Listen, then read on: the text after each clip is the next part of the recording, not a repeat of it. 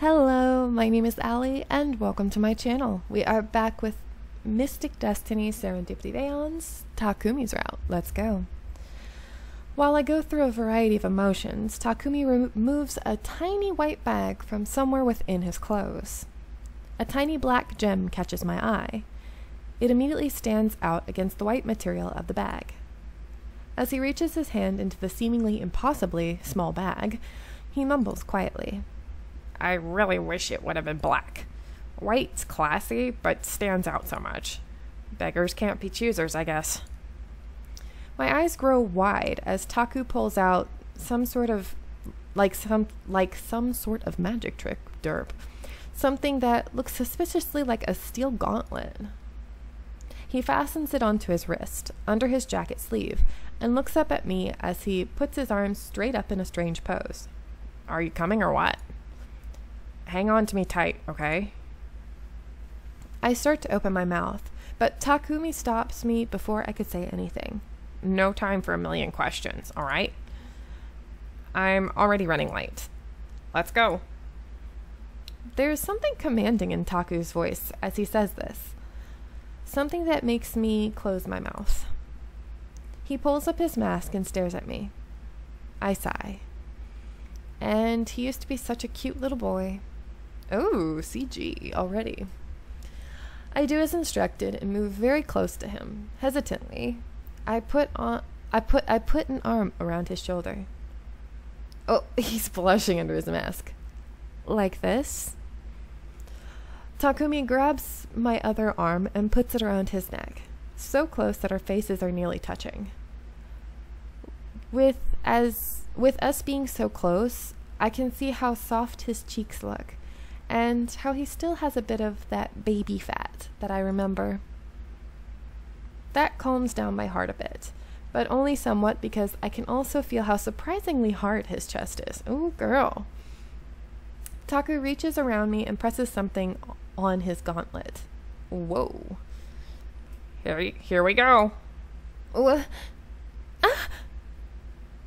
I can't precisely process, that sounds weird, precisely process what's happening, but the entire world seems to move strangely, twisting around. My vision is locked onto the rapidly receding ground as wind whips around us. There's a strange clicking sound, like some sort of cog or mechanism whirring, and I begin to understand what's happening. We must be flying through the air? I try to move my head, but my body doesn't cooperate. A feeling of being completely lost at what to do in this situation overtakes my senses. Before I can do anything else, the whirring slows, and suddenly the side of a building is coming straight at us. But Takumi kicks off with a little grunt, and as we come back towards the building, he yells, I'm gonna throw you. What? We come closer and closer to the building. Just tuck your arms and legs as much as you can. As we come even closer, I find myself being tossed towards the rooftop of the building.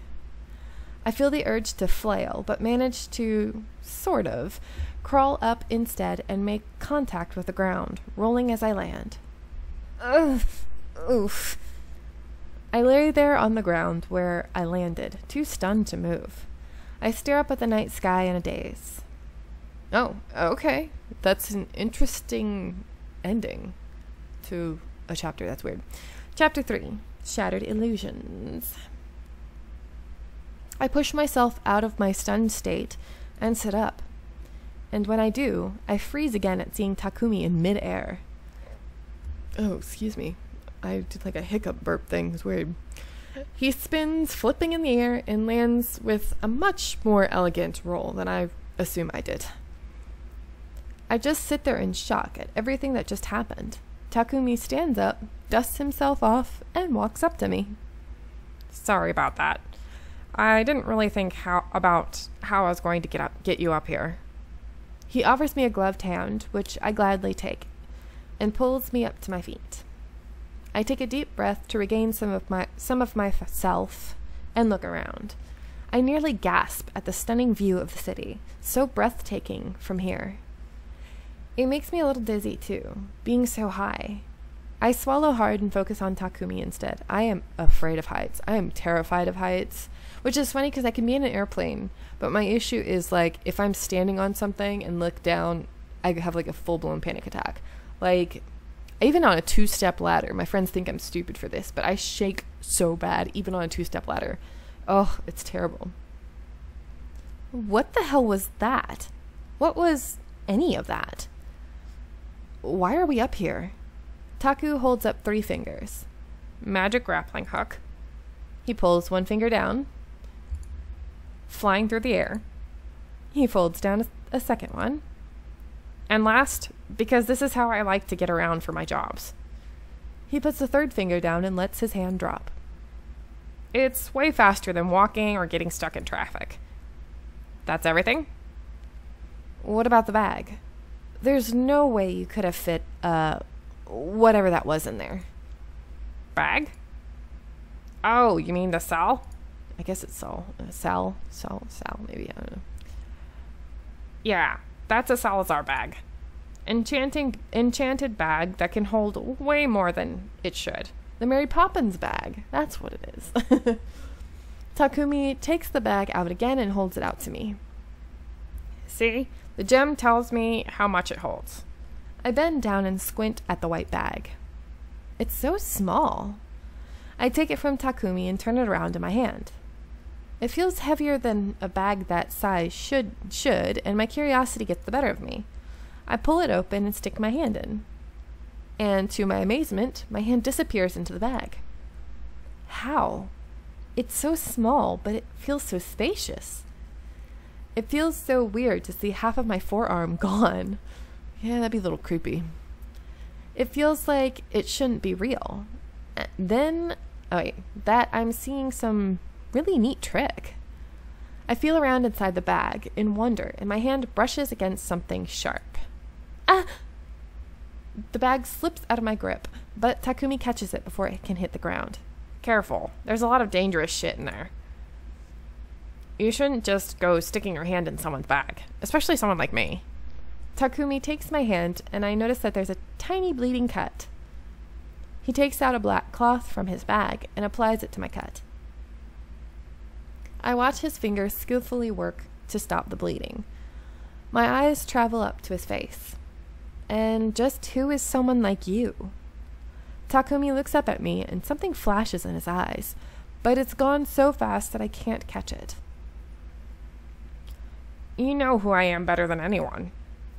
I don't say anything, and Taku takes his cloth back and stuffs it into his bag. Do I, though? It hasn't been that long since we saw each other, but he seems completely different. Still, he is taking care of me now. Then what was all that fancy spinning business about? You couldn't do that before. Ah, that. Well, I learned parkour. It's how I get around. When you want to move in the shadows and get in lots of little places, it's more convenient to come in from above. The only bad thing about being solo, though, is that no one gets to see how cool you are. Oh, Takumi. He removes his mask and leans down, moving closer to me. He looks into my eyes. So, did I look cool? Very. That's what we're supposed to say. Oh, that's so rude. Not at all. I was too busy being thrown to nuts. Oh my god. I would love to say that one. Very. I knew you'd be able to appreciate something like that. Wink. Who wouldn't? You were awesome. Thanks. Oh, we're getting a little embarrassed. My goodness. Takumi moves away and pulls his sleeve back, revealing a black and yellow sports watch. Anyway, I'm running late and I want to catch this guy tonight. He pulls up his mask. I didn't really plan out how you'd follow me, though. Takumi stares at me for a few moments before nodding. Yeah, the guy's pretty close to here, and he should be making his deal any minute now. So why don't you just say stay, not say? Takumi cuts himself off in the middle of the sentence, wide-eyed. He stares at something behind me. Taku? I turn around to see the one person I'd never expect to see. Oh God, mother. Shizuka stands just a few feet away from me. I feel as if my heart stops at seeing those cold green eyes staring back at me. Wait a minute. How does she still have the green eyes? Didn't they change to brown? Weird. Just like that night. A frantic heat rises throughout my whole body, and yet I feel cold. So very cold. I want to escape, to be anywhere but here. All I can do is stand rooted in place. Why is she here? How? How did she even know how did she even know we'd be here? Slowly she comes towards us. A cold, taunting smirk plays on her lips.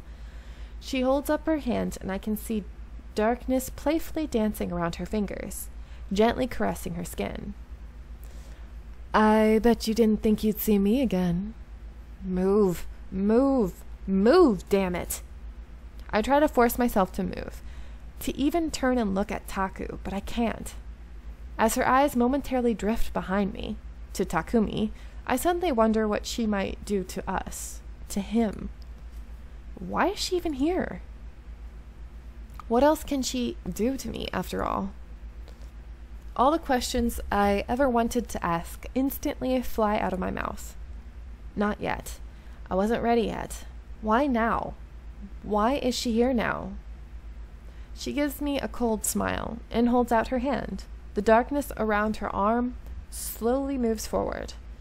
Tendrils of the shadow move and shift and reach for me. Wait, is that dark magic? Why would she have dark magic? I don't know.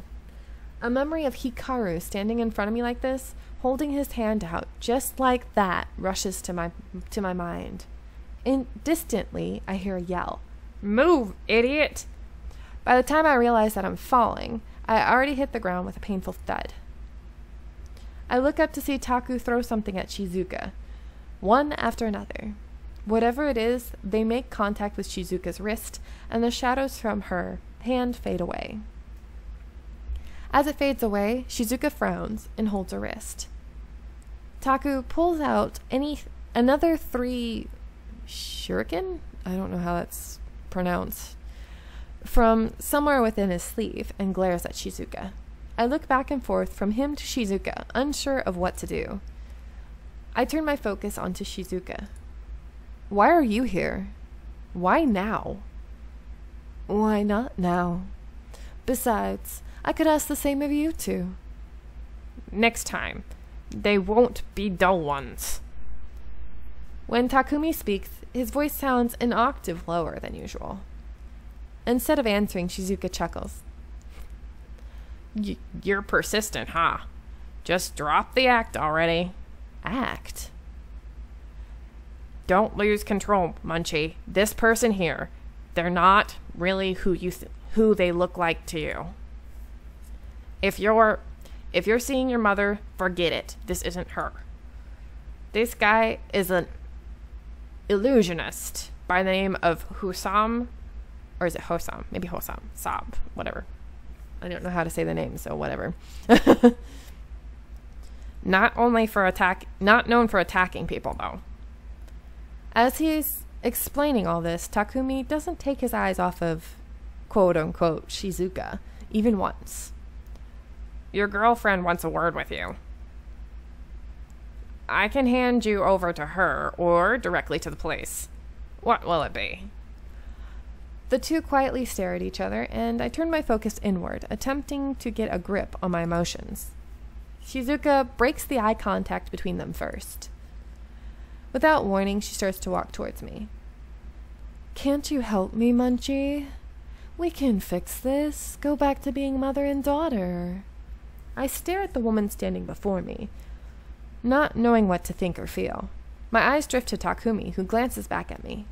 Don't you dare listen to this bullshit, Munchie. I look back at the Shizuka. Her eyes seem to shine with deep regret and sadness. My eyes meet Takumi's again. Are you sure? But before I can finish the sentence, I hear a metallic click. Oh, hello there. Shizuka no longer stands there. Instead, a strange man in her place, aiming a gun right at me.